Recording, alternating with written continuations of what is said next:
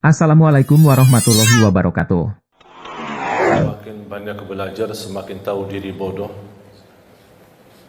Dan belajar itu menjadi fardu ainin, faridah setiap muslim dan muslimah. Apalagi mempelajari bagaimana kita bisa dan mampu mendekatkan diri kita kepada Allah Subhanahu wa taala. Dan kedekatan kita sama Allah harus tahu ilmunya dan cara supaya kita tidak salah langkah. Dan alhamdulillah Islam merupakan agama yang sempurna, yang sudah jelas segala arahannya untuk kehidupan kita, keluarga, bersama anak kita, mencari nafkah dan rezeki, urusan ibadah, urusan sosial, kesehatan, semua sudah diatur dan disusun oleh agama kita Islam. Yang perlu kita perhatikan adalah Al-Quran. Man arada ad-dunya fa'alayhi bil-Quran, wa man arada al-akhirah fa'alayhi bil-Quran, wa man arada ad-dunya wal-akhirah fa'alayhi bil-Quran. Barang siapa yang ingin dunia, jagalah Al-Quran. Barang siapa yang ingin akhirat, jagalah Al-Quran. Barang siapa yang ingin dua-duanya, dunia dan akhirat, jagalah Al-Quran. Cukup kemuliaan Al-Quran itu merupakan keberkahan bagi kita, bahkan kita termasuk orang yang mulia di sisi Allah Subhanahu wa taala. Sebagaimana bersabda Rasulullah sallallahu alaihi wasallam, khairukum man ta'allama al-Qur'ana wa 'allama. Sebaik-baik antara kamu yang mempelajari Al-Quran dan mengajarnya. Kalau anda ingin menjadi orang yang sebaik-baik yang disebut oleh Rasulullah SAW, sebaik-baik manusia, sebaik-baik antara kalian, jagalah Al-Quran. Bahkan ayat yang pertama yang Allah turunkan kepada Nabi Muhammad SAW, Iqra bismi rabbikal ladzi khalaq. Bacalah. Apa yang dibaca? Buku? Bukan. Al-Quran. Dan tidak ada kitab manapun yang kita bacanya dan kita mendapatkan setiap satu huruf 10 kebaikan selain Al-Quran. Hadis pun tidak dapat 10 kebaikan di dalam setiap satu huruf kita baca. Innamal a'malu binniyat. Tidak ada sebutan setiap satu huruf innamal a'malu binniyat kita dapat 10 kebaikan. Hadis Nabawi, hadis Qudsi, kitab apa saja tidak bisa mendapatkan selain Al-Quran. Sebagaimana bersabda Rasulullah SAW, man qara harfan min kitabillah, barang siapa yang membaca satu huruf dari kitabullah akan mendapatkan satu kebaikan, dan satu kebaikan dilipatkan menjadi 10 kali lipat. Bismillahirrahmanirrahim 19 huruf dari segi ucapan, tapi tertulis pahala 190. Salah satu yang menjaminkan keberkahan rutin membaca suratul Baqarah. Dan ini menurut saya termasuk salah satu sunnah yang cukup kehilangan di tengah umat. Jarang sekali ada orang yang bisa istiqamah membaca suratul Baqarah. Padahal kalau kita baca suratul Baqarah secara rutin dan bacaan kita standar, cukup lancar, saya tidak terlalu lancar tapi cukup lancar, standar, insyaAllah 1 jam kita tuntas selesai suratul Baqarah. Tapi sering kita membaca, tapi kita merasa kepanjangan. Memang suratul Baqarah surah yang paling panjang dalam Al-Quran, tapi kenapa kita bisa merasa kepanjangan? Karena ketika kita membaca suka melihat halaman belakang, makanya tidak baca-baca. Itu yang membuat agak keberatan. Kita sudah semangat memulai, kita ingin meraih pahala yang begitu besar. A'udzubillahi minasyaitonirrajim. Bismillahirrahmanirrahim. Alif lam mim. Dzalikal kitabu la raiba fihi hudan lil muttaqin alladzina yu'minuna bil ghaibi wa yuqimuna as-salata wa mimma razaqnahum yunfiqun. Kita semangat membaca sambil kita melihat, oh ya, kapan habisnya? Makanya itu yang membuat kita banyak malas membaca Al-Quran, karena kita ingin mengejar habisnya. Seharusnya jangan difikirkan kapan habisnya, tapi kapan mulainya. Sejauh apapun jaraknya, kalau kita tidak berlangkah tidak bakal sampai. Dan sedekat apapun kalau kita tidak berlangkah sama sekali tidak bakal sampai. Tapi sejauh apapun langkah kita, jarak kita, tapi kalau kita berlangkah walaupun satu, insya-Allah bakal sampai. Begitu juga Al-Quran. Makanya kalau kita baca, saya nasihatkan, jangan coba-coba buka halaman belakang. Jangan coba-coba pindahkan halamannya, kecuali kalau sudah selesai halaman tersebut baru pindah. Tapi jangan hanya sebatas mau melihat, jangan. Karena itu usaha dari syaitan. Syaitan mengajak kita lihat. Buat apa lihat? Ya lihat kan, mau tahu targetmu baca berapa. Oh gitu ya. Begitu kita baca, oh lumayan banyak. Datang syaitan di situ membuat kita berat. Padahal kita semangat. Tapi sifat manusia ingin menuntaskan sesuatu dengan cepat. Tidak mau lambat-lambat. Apalagi kita orang Indonesia, paling suka mudah, enak, mudah diamalkan, mudah dihafal, dan cepat diamalkan, dan insya-Allah masuk surga. Itu prinsip orang Indonesia. Dan saya sudah hafal prinsip orang Indonesia. Makanya saya bikin buku 20 amalan ringan tapi pahalanya sangat menakjubkan. Dan ini tidak laku di Arab, laku di Indonesia. Karena sudah tahu karakter orang Indonesia. Orang Indonesia tidak suka yang ribet, tidak suka yang susah. Mau yang mudah diingat, mudah dihafal, mudah diamalkan, dan masuk surga. Itu kita. Makanya saya selalu mengambil cara-cara yang mudah untuk bisa kita amalkan. Di antaranya rutin kita membaca suratul Baqarah. Kalau tidak bisa diselesaikan dalam satu hari, tidak apa-apa, boleh diteruskan berkelanjutan. Satu hari ini berapa kita mampu, nanti besok kita lanjutkan, sampai selesai habis suratul Baqarah. Begitu habis, ulang lagi. Kenapa? Karena Rasulullah sallallahu alaihi wasallam bersabda di hadis yang sahih, "Alaikum bi suratil Baqarah fa inna akhdhaha barakah wa tarkuha hasrah wa la tastati'uha al-batala." Ambillah suratul Baqarah, karena sesungguhnya barang siapa yang membawa suratul Baqarah, dia telah membawa keberkahan. Wallahi terjamin berkah dalam segala hal. Ibadah berkah, rizki berkah, rumah tangga kita berkah, kemanapun kita pergi membawa keberkahan karena dahsyatnya suratul Baqarah. Barang siapa yang meninggalkan suratul Baqarah, kata Rasulullah, bakal nyesal. Mau enggak kira-kira jadi orang yang nyesal? Wala tastati'uha al-batala. Dahsyatnya kekuatan suratul Baqarah tidak bisa dilawan oleh syaitan. Godaan, jin, alam gaib, makhluk, godaan, gangguan. Ini semua mereka, tukang dukun, tukang sihir, tukang ramal, mereka semua tidak bisa melawan suratul Baqarah. Saking dahsyatnya dan kuatnya suratul Baqarah. Bahkan Al-Baqarah itu merupakan ruqyah untuk diri sendiri. Jangankan suratul Baqarah sendiri mulia, satu ayat di dalam suratul Baqarah, ayat kursi, satu ayat, sebagaimana bersabda Rasulullah SAW, "Man qara'a ayat al-kursi dubura kulli salatin laysa bainahu wa bainal jannati illa an yamut." Barang siapa yang membaca ayat kursi setiap habis salat fardu, dijamin masuk surga. Tidak ada sesuatu yang menghalanginya kecuali menunggu mati. Coba bayangkan, cuma satu ayat jaminan masuk surga. Kalau satu ayat kursi jaminan masuk surga, kira-kira gimana suratul Baqarah? Gimana lagi 30 juz Al-Quran? Makanya saya sering mengingatkan jamaah, apapun kesibukanmu, buru-buru, ada meeting, ada janji, tidak bisa bertahan lama di musalla atau di masjid, paling tidak habis istighfar, Allahumma antas salam wa minkas salam, sampai selesai, baca langsung ayat kursi. Baca langsung ayat kursi. Habis itu silahkan bobar, bebas. Terus zikir-zikir habis salat gimana? Tak apa-apa, sambil jalan. Subhanallah, subhanallah, subhanallah. Naik motor, jalan kaki, naik mobil, sambil jalan. Alhamdulillah, alhamdulillah, alhamdulillah, Allahu Akbar, Allahu Akbar. Tapi jangan sampai tertinggal ayat kursi habis salat. Jaminan masuk surga. Masa tak mau masuk surga cuma karena baca ayat kursi? Man qara ayat al-kursi dubura kulli salatin. Barang siapa yang membaca ayat kursi setiap habis salat, dijamin masuk surga. Tidak ada sesuatu yang mampu menghalanginya kecuali menunggu mati. Man qara ayat al-kursi 'inda an-naum kana lahu min Allahi hafidh wa la yaqrabahu syaitan. Barang siapa yang membaca ayat al-kursi ketika mau tidur, akan dia termasuk dalam dijaga oleh Allah, dalam lindungan Allah, dan tidak akan didekati oleh syaitan. Jangan digoda tidak didekati oleh syaitan. Ini berkatnya surat ayat-ayat kursi.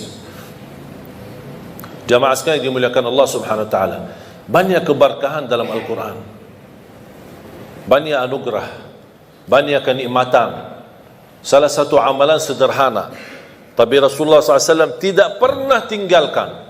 Sampai di saat sakratul maut, Rasulullah SAW masih mengamalkan. Walaupun secara fisik, karena menghadapi sakratul maut, Rasul tidak mampu mengangkat tangannya, dibantu oleh Siti Aisyah radhiyallahu anha mengangkat tangan Rasulullah SAW. Baca 3 qul di saat mau tidur. Dalam kondisi duduk, menghadapi kiblat, tidak menghadapi kiblat, yang kita baca. Mulai caranya seperti Rasulullah SAW mengangkat tangannya seperti mau berdoa, tapi rapat tangan, kemudian dekati dengan mulut seperti ini. Dibacakan dalamnya 3 qul. Qul huwallahu ahad, al-falaq, an-nas. Selesai, tiup 3 kali. Tiup ya, bukan meludak ya. Tiup 3 kali. Baru usap badan dari kepala sampai ujung kaki, dari depan dan belakang. Kalau belakang sesuai kemampuan, jangan maksa-maksa. Ya, sesuai kemampuan. Kemudian habis selesai diulang lagi seperti ini. Baca qul huwallahu ahad, al-falaq, an-nas, kemudian tiup 3 kali. Kemudian usap badan dari kepala sampai ujung kaki. Sampai 3 kali. Seperti ini, qul huwallahu ahad, al-falaq, an-nas, kemudian tiup 3 kali, kemudian usap badan. Ini amalan tidak pernah Rasul tinggalkan. Sampai di sakratul maut, sudah menghadapi kematian, datangnya malaikatul maut, Rasul sudah secara fisik tidak mampu angkat tangan, saking begitu berat sakratul maut. Siti Aisyah yang temenin, Siti Aisyah mengangkat tangannya, Siti Aisyah yang mendekati tangan Rasulullah SAW dekat mulutnya Siti Aisyah. Siti Aisyah bacakan, kemudian tiup Siti Aisyah di tangan Rasulullah SAW, kemudian dia menggerakkan tangan Rasulullah SAW untuk usap badan Rasul sendiri. Kata Aisyah radhiyallahu anha, karena tangan Rasulullah jauh lebih berkah daripada tanganku. Makanya Siti Aisyah menggunakan tangan Nabi Muhammad SAW.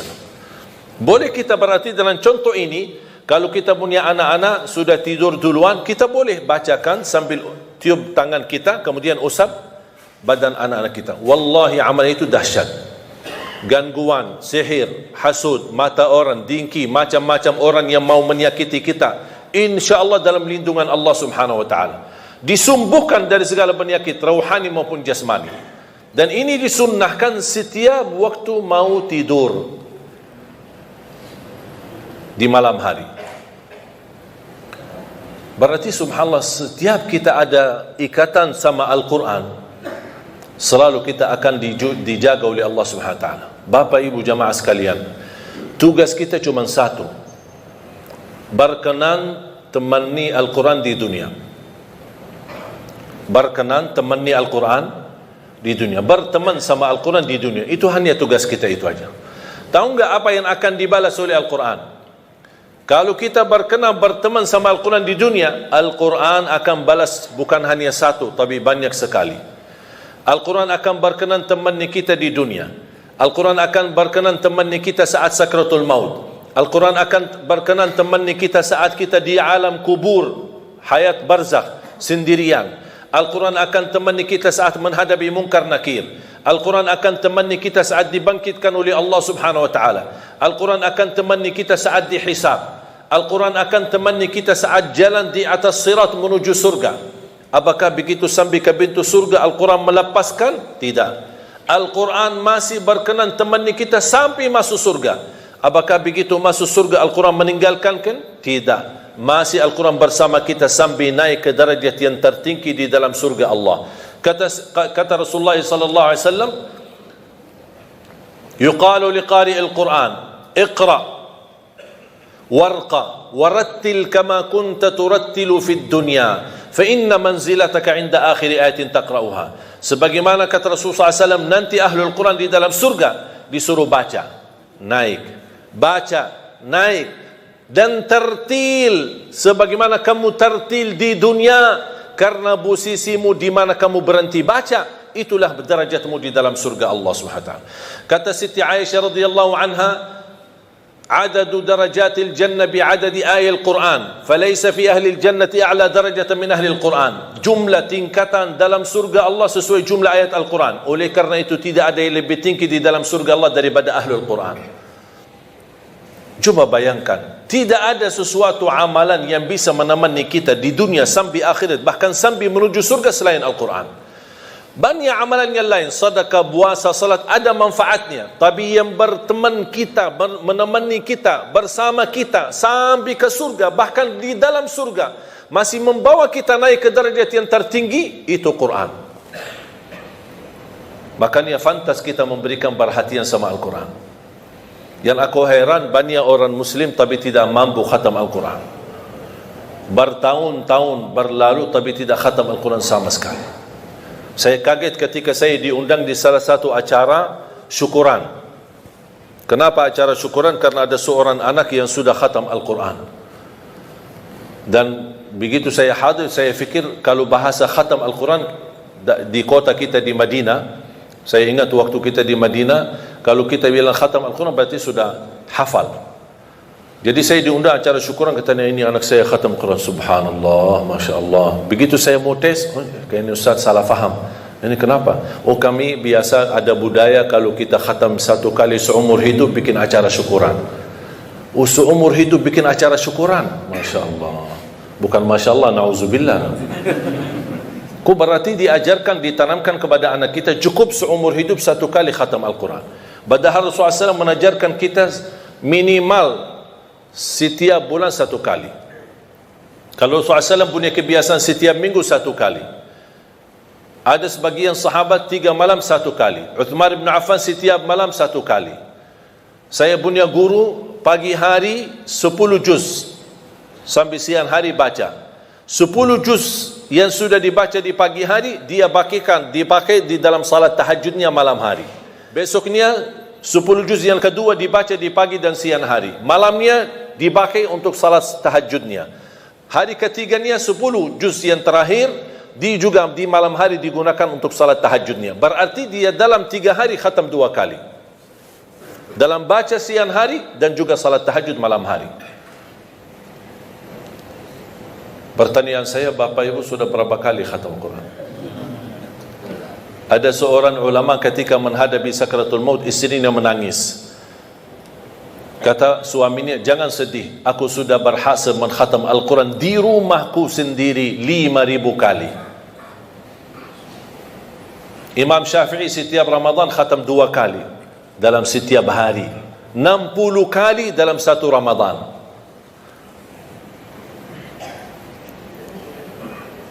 Kira-kira ada target enggak kita khatam Al-Quran?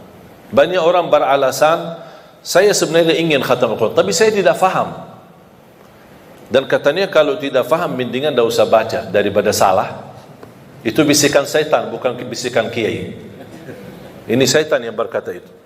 Membaca Al-Quran sampai khatam walaupun tidak faham sama sekali, boleh. Membaca Al-Quran walaupun tidak baca terjemahannya sama sekali, saya jawab, boleh. Membaca Al-Quran walaupun tidak menhayati isinya sama sekali, saya jawab, boleh. Terus gimana kalau kita baca tidak faham? Tetap dapat 10 kebaikan dari setiap satu huruf. Itu dapat. Terus kalau kita mau lebih daripada 10 kebaikan, kalau kita baca dan faham, oh lebih tinggi lagi pahalanya. Kalau kita menhayati, oh jauh lebih mulia lagi pahalanya. Kalau kita menamalkan, oh lagi jauh lebih besar mulianya di sisi Allah SWT. Kalau tidak bisa semuanya, jangan tinggalkan semuanya. Oh ternyata aku orang awam cuman bisa baca, alhamdulillah, tidak rugi, dapat setiap satu huruf 10 kebaikan. Kira-kira mudah enggak kita khatam Al-Quran setiap bulan 1 kali? Kira-kira mudah enggak? Pak, mudah enggak? Jangan lantuk dulu kok. 1 bulan 1 kali, bisa? Kira-kira bisa enggak? Saya kasih cara mudah. 1 hari 1 juz, 30 hari 30 juz. Coba sama-sama. 1 hari 1 juz, 30 hari 30 30 juz. Lagi?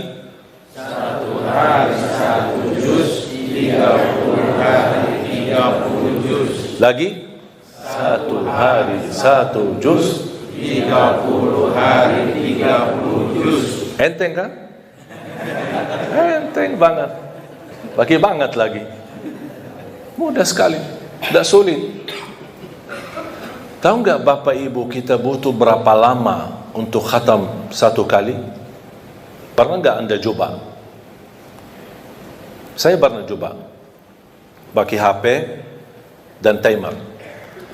Habis subuh saya baca dari Al-Baqarah, Al-Fatihah, Al-Baqarah dan seterusnya sampai zuhur. Tiba waktu zuhur saya off timer. Salat zuhur, habis zuhur on timer, lanjut. Sampai asar, off timer. Salat asar, habis asar on timer, saya lanjut. Kira-kira saya butuh berapa lama khatam 30 juz? Tahu nggak hasil hitungan timer berapa? 10 jam tamat 30 juz. 10 jam tamat 30 juz. Sedangkan masih ada banyak orang 24 jam tidak bisa 1 juz. Malu nggak kita? 10 jam cukup khatam 30 juz. Ada banyak orang 24 jam tidak mampu 1 juz. Alasannya sibuk, belum ada waktu. Saya pernah praktik. Yang menjadi masalah sebenarnya terganggu dengan HP. Menurut saya ini HP musibah akhir zaman. Bisa digunakan kebaikan, bisa menantarkan ke surga, bisa juga menantarkan ke neraka. Tinggal kita milih. Saya menemukan dan terbukti secara nyata HP ini mengganggu. Saya baca 3 juz. Maaf, saya baca 10 juz dalam waktu 3 jam. Khatam. 3 jam lebih sedikit. 10 juz. Saya coba 10 juz yang sama di waktu 3 jam, tapi ada HP.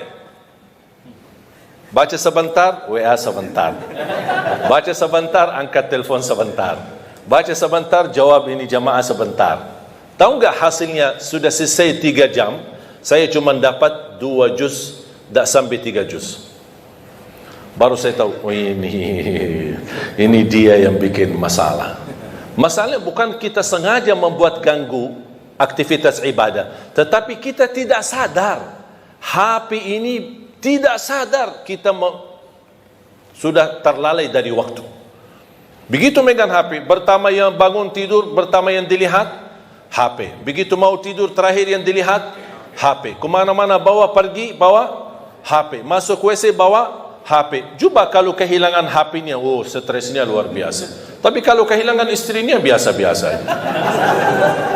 Jadi jamaah sekalian, sungguh ini HP sangat mengganggu aktivitas ibadah. Coba saya sekarang minta, anda ketika baca Quran, tolong dijauhkan HP.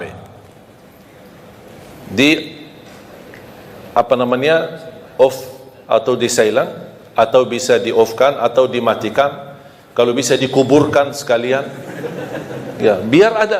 Coba antum coba sendiri, wallahi bakal berhasil khatam Al-Quran dengan mudah.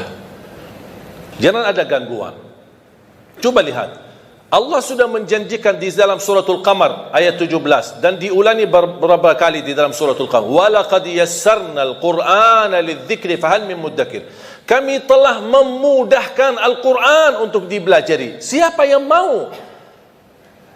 Dan saya selalu berkata sama jamaah, bukan jamaah tidak bisa, tapi belum mau. Karena Allah berkata, siapa yang mau, bukan siapa yang bisa. Berarti kalau mau, pasti bisa. Kalau mau, pasti dapat janji Allah, kemudahan. Kami telah memudahkan Al-Quran untuk dipelajari. Jangankan dipelajari, bahkan bisa hafal, bahkan bisa insyaAllah menjadi ahli Quran dunia dan akhirat. Ada seorang peserta di acara Hafiz Indonesia. Bapak Ibu suka nonton acara Hafiz Indonesia? Ada salah satu peserta namanya Kaila. Ingat gak Kaila? Ada Kaila sama Aila. Tahu gak Kaila itu bagaimana? Fisiknya apa? Orang buta. Saya pernah tanya sama dia, Kailah setiap hari berapa juz baca? 5 sampai 7 juz setiap hari. Dia buta. Saya langsung berkata, Kailah ini kan cukup berat dan cukup banyak. Kamu kan cukup ada alasan yang kuat di hadapan Allah. Bilang aja sama Allah, mohon maaf ya Allah, saya orang buta, tidak bisa baca Quran. Itu kan alasan, pasti Allah terima alasanmu. Apa kata beliau? Coba, seorang anak usia 8 tahun, coba jawabannya seperti apa. Dia berkata, saya malu sama Allah menjadikan buta saya alasan tidak baca Quran. Kira-kira alasan kita apa? Apa yang kita mau bilang sama Allah? Wallahi jamaah sekalian, kalau anda ingin kekayaan, kenikmatan, kebahagiaan, kelancaran, kemudahan, makmurnya rumah tangga, anak salih salihah dan keberkahannya luar, wallahi Al-Quran. Kuncinya Al-Quran. Jagalah Al-Quran, perhatikan Al-Quran. Segala aktivitas Al-Quran. Sedekahnya pun untuk program Al-Quran. Di mana ada program, misal di PT ini, di Indosat ini ada program Al-Quran, ayo dukun program Al-Quran, dukun program tahfiznya. Kenapa? Wallahi berkahnya luar biasa.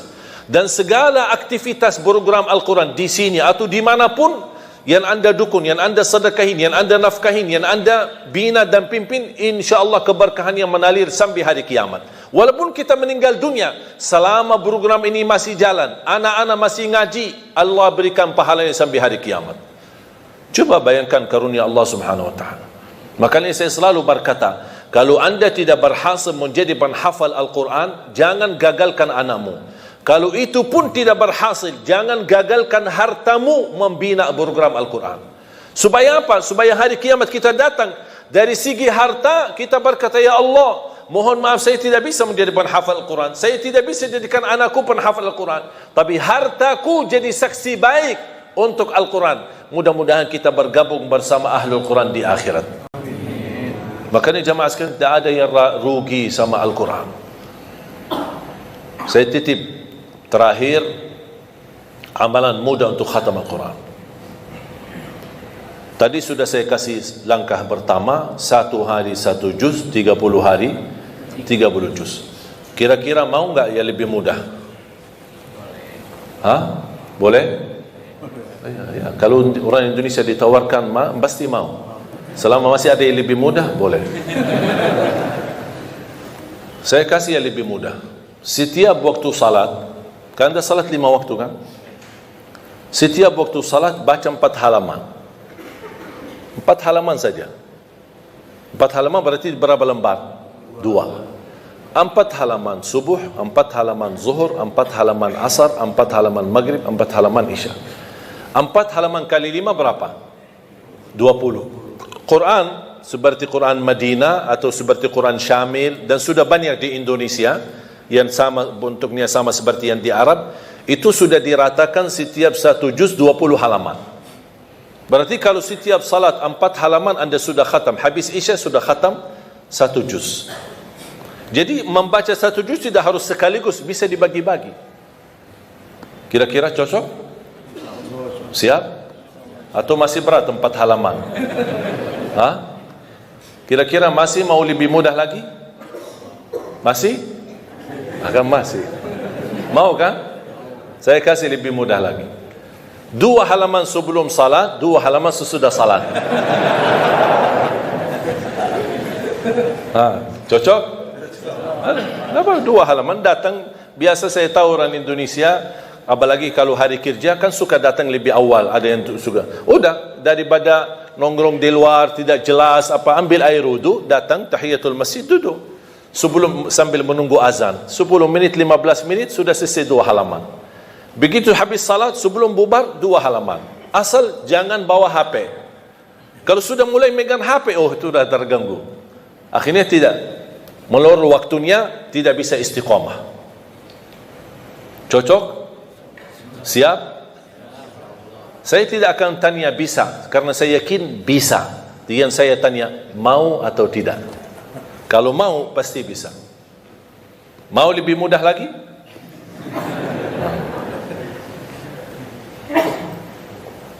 Cara yang terakhir saya kasih, 2 halaman sebelum salat, 2 halaman sesudah salat. Itu termasuk cara yang termudah bagi orang yang paling malas. Kalau itu sudah tidak bisa, saya angkat tangan. Inna lillahi wa inna ilaihi raji'un. Udah, itu disalatin aja. Kalau seperti ini disalatin, udah habis. Jamaah sekalian yang dimuliakan Allah Subhanahu wa taala.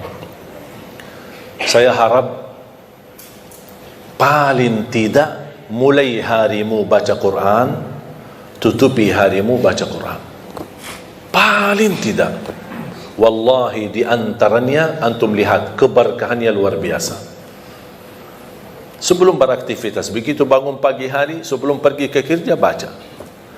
Saya diajarkan sama guru saya, setiap masuk masjid atau musalla dimanapun, dalam perjalanan, musafir, dimanapun saya berada, lihat di mana ada Quran, saya ambil Quran, saya baca walaupun satu ayat.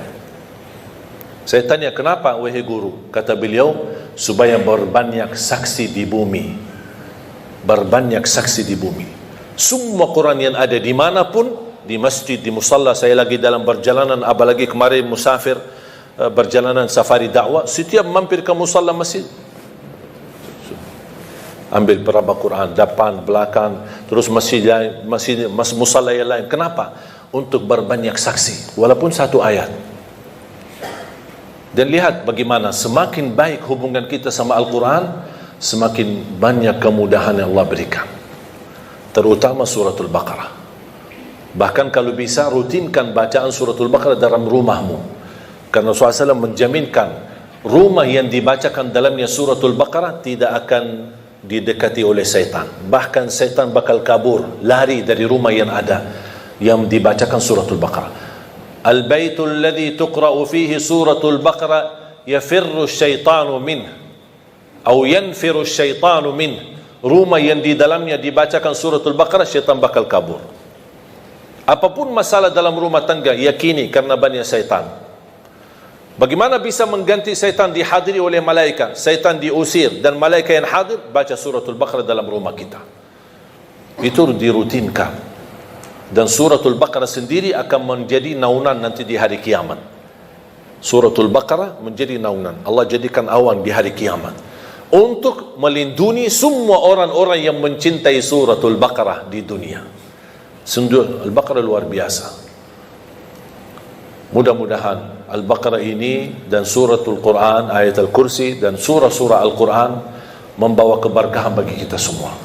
Mudah-mudahan saya doakan semoga jemaah semua yang hadir menjadi ahlul Quran, penghafal Al-Quran, berakhlak-akhlakul Quran, para pencinta Al-Quran, dan bersama keluarga menjadi keluarga dan keturunan penghafal Al-Quran. Yang besok anak-anak kita yang menghadiahkan mahkota untuk orang tuanya, yang bisa mengangkat dan membawa syafaat untuk kita semua Al-Quran. Amin ya Rabbal Alamin. Semoga bisa berikan bermanfaat. Semoga semua yang hadir bisa semangat istiqamah membaca Al-Quran, dirutinkan walaupun sedikit demi sedikit, tetapi istiqamah jauh lebih banyak daripada terputus. Mudah-mudahan kita mampu istiqamah walaupun minimal. Mulai harimu baca Quran, tutupi harimu dengan membaca Al-Quran. Barang siapa yang ingin bicara sama Allah, jagalah salat. Barang siapa yang ingin mendengar Allah berbicara, jagalah Al-Quran. Semoga bermanfaat yang sudah subscribe. Semoga diberikan kesehatan dan keberkahan. Wassalamualaikum warahmatullahi wabarakatuh.